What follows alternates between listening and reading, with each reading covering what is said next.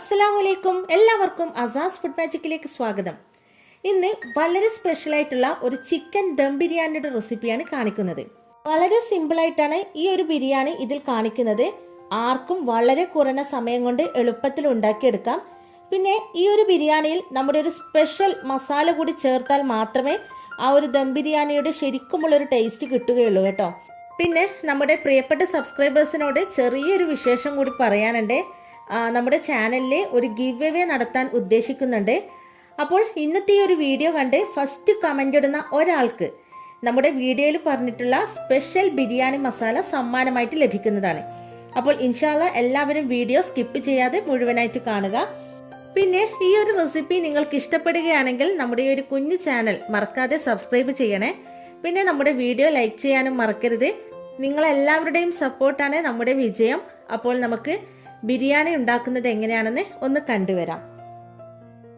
ആദ്യം നമുക്ക് ബിരിയാണിക്കുള്ള മസാല റെഡിയാക്കാം.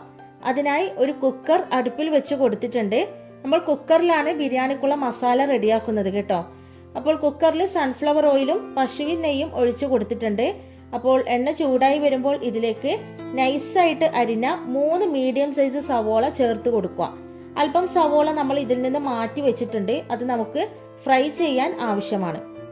സവോളയിലേക്ക് പാകത്തിന് ഉപ്പ്, 1/4 ടീസ്പൂൺ മഞ്ഞൾപ്പൊടി, 2 ചെറിയ തക്കാളി മുറിച്ചത്, ഇതൊക്കെ ചേർത്തിട്ട് നല്ലോണം വഴറ്റുക. എന്നിട്ട് കുക്കർ അടച്ചു വെച്ച് ചെറിയ തീയിൽ ഒരു 10 മിനിറ്റ് വേവിക്കുക. സവോള നല്ലോണം കുഴഞ്ഞു വരണം, വെന്ത് കുഴഞ്ഞു വരണം.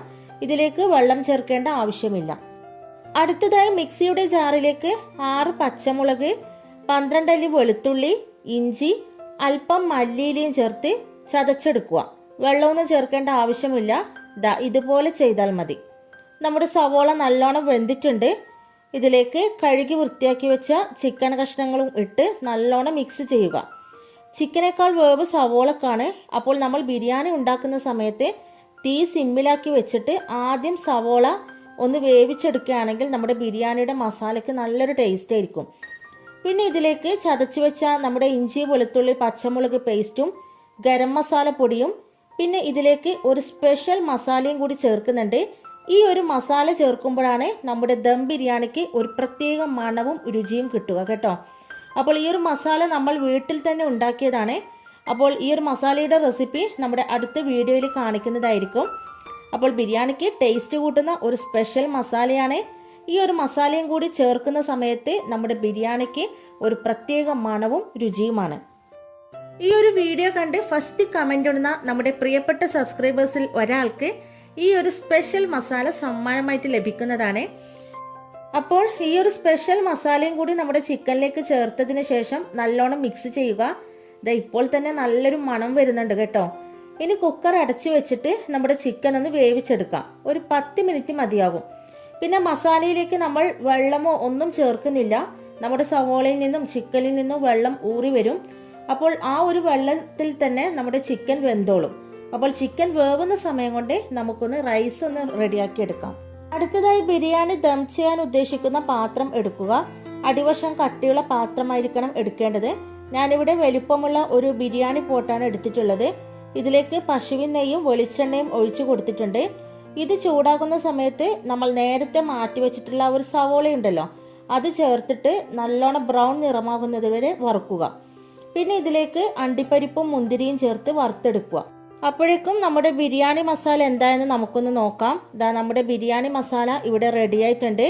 ഇതിലേക്ക് അല്പം പുളിയില്ലാത്ത തൈരും കൂടി ഒഴിച്ചു കൊടുത്തിട്ടുണ്ട്. അപ്പോൾ ഈ ഒരു മസാലയുടെ ഗ്രേവി നമ്മൾ ഇതിൽ നിന്ന് കോരി മാറ്റുന്നുണ്ട്. നമ്മൾ ഇതിലേക്ക് വെള്ളം ഒഴിച്ചു കൊടുത്തിട്ടില്ലെങ്കിലും കൂടി ആ ഒരു ചിക്കനിൽ നിന്നും സവോളയിൽ നിന്നൊക്കെ വെള്ളം ഇറങ്ങി വന്നിട്ടുണ്ട്. ഈ ഒരു ഗ്രേവി നമുക്ക് ആവശ്യമാണ്. അപ്പോൾ ഞാനിതൊരു കപ്പിലേക്ക് മാറ്റിയിട്ടുണ്ട്.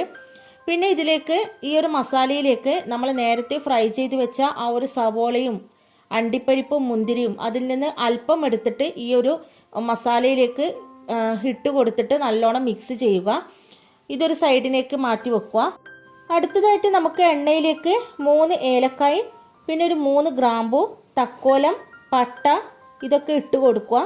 പിന്നെ ശേഷം ഇതിലേക്ക് അരി വേവാൻ ആവശ്യമായിട്ടുള്ള വെള്ളവും പിന്നെ ഒരു 2 ബേ ലീവ്സും, പിന്നെ ബേ ലീവ്സ് എന്ന് പറഞ്ഞാൽ വഴനയില, പിന്നെ ഒരു പകുതി പുളിനാരങ്ങയുടെ നീരും പാകത്തിന് ഉപ്പും ചേർത്ത് കൊടുത്തിട്ടുണ്ട്. അപ്പോൾ വെള്ളം തിളക്കുന്നത് വരെ നമുക്കൊന്ന് വെയിറ്റ് ചെയ്യാം.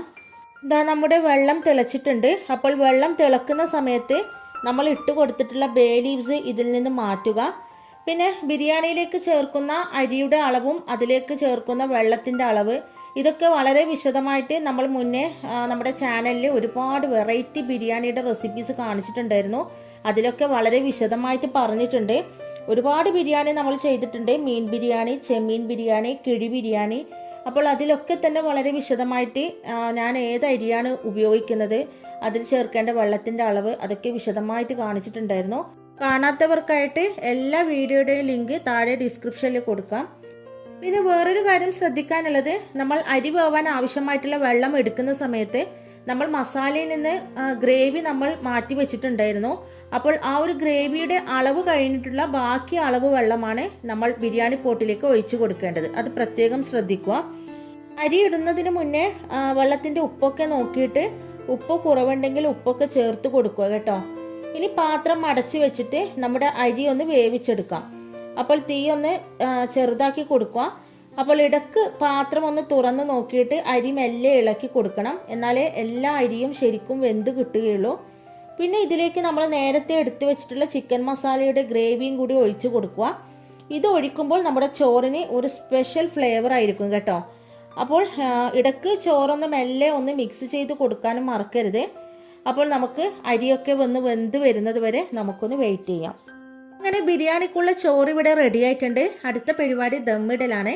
അപ്പോൾ അല്പം ചോറ് ഞാൻ ഈ ഒരു പാത്രത്തിൽ നിന്ന് വേറൊരു പാത്രത്തിലേക്ക് മാറ്റുന്നുണ്ട് കേട്ടോ. അപ്പോൾ അടുത്തതായിട്ട് നമുക്ക് ബിരിയാണി ദം ചെയ്യാം. അപ്പോൾ ആദ്യം നമ്മൾ ബിരിയാണി പോട്ടിലുള്ള ബാക്കിയുള്ള ചോറൊന്ന് ലെവലാക്കി കൊടുക്കുക. നിരപ്പാക്കി കൊടുത്തതിന് ശേഷം ഇതിൻ്റെ മുകളിലേക്ക് നമ്മുടെ സ്പെഷ്യൽ മസാല പൗഡർ ഒന്ന് വിതറി കൊടുക്കുക. അല്പം മാത്രം മതി. പിന്നെ ഇതിലേക്ക് അല്പം മല്ലിയില, പിന്നെ ഗരം മസാലപ്പൊടി, പിന്നെ റോസ് വാട്ടർ ഉണ്ടെങ്കിൽ റോസ് വാട്ടറും കൂടി ഒന്ന് സ്പ്രെഡ് ചെയ്ത് കൊടുക്കുക. പിന്നെ മസാലപ്പൊടിയൊക്കെ ചേർക്കുന്ന സമയത്ത് വളരെ കുറഞ്ഞ അളവിൽ മാത്രം ഒന്ന് വിതറി കൊടുത്താൽ മതി കേട്ടോ. കാരണം മസാലയുടെ ആ ഒരു കുത്തൽ ഉണ്ടായി കഴിഞ്ഞാൽ നമ്മുടെ ബിരിയാണിക്ക് ഒരു പ്രതീക്ഷിച്ച ഒരു ടേസ്റ്റ് കിട്ടില്ല. അപ്പോൾ അത് പ്രത്യേകം ശ്രദ്ധിക്കണം. പിന്നെ ഇതിന്റെ മുകളിലേക്ക് നമ്മുടെ ചിക്കൻ മസാലയും ചേർത്ത് വീണ്ടും നമ്മൾ നേരത്തെ മാറ്റി വെച്ചിട്ടുള്ള ആ ഒരു റൈസും ചേർത്ത് വീണ്ടും ഇതിന്റെ മുകളിലേക്ക് ഗരം മസാല, റോസ് വാട്ടർ, മല്ലിയില, നമ്മുടെ സ്പെഷ്യൽ മസാലപ്പൊടിയും ഒക്കെ ഒന്ന് വിതറി കൊടുക്കുക. പിന്നെ നമ്മൾ നേരത്തെ നെയ്യിൽ ഫ്രൈ ചെയ്ത് വെച്ചിട്ടുള്ള സവോള, കാഷ്യൂ, മുന്തിരി ഇതൊക്കെ ചേർത്ത് കൊടുക്കുക. പിന്നെ അല്പം പശുവിൻ നെയ്യ് ഏറ്റവും മുകളിലൊന്ന് ഒഴിച്ചു കൊടുക്കുന്നുണ്ട്. ഇനി നമുക്ക് പാത്രം അടച്ചു വെച്ചിട്ട് ചെറിയ തീയിൽ ഒന്ന് ദം ചെയ്തെടുക്കാം. അങ്ങനെ നമ്മുടെ കിടുക്കൻ സ്പെഷ്യൽ ചിക്കൻ ദം ബിരിയാണി ഇവിടെ റെഡി ആയിട്ടുണ്ട്. ഉറപ്പായിട്ടും എല്ലാവരും ഒന്ന് ട്രൈ ചെയ്ത് നോക്കണം. നല്ല അടിപൊളി സ്മെല്ലും അടിപൊളി ടേസ്റ്റുമാണ് കേട്ടോ.